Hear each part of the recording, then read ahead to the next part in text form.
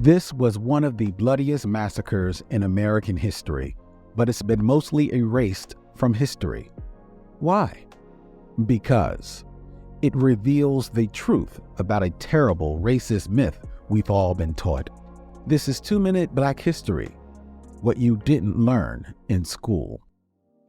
During the Civil War, a draft went out, compelling white men to fight for the Union.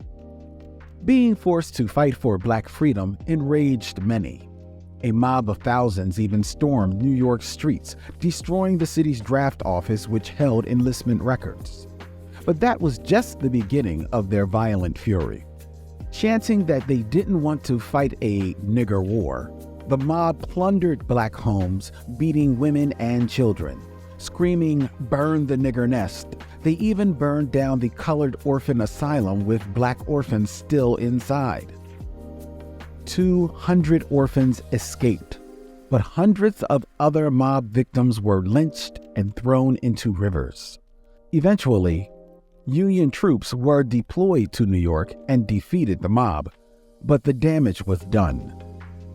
The New York Draft Massacre of 1863 was one of the bloodiest in American history. So why don't we know about it? This massacre occurred 50 years before the better-known Tulsa Race Massacre. According to many historians, we haven't heard of it because white supremacist mythology wants to paint the South as racist and the North as championing emancipation. But this massacre shows racism ruled both regions. When we discuss racism, it's a disservice to divide North from South. We must uncover black truths to dismantle white supremacist myths, still being used to brainwash us today.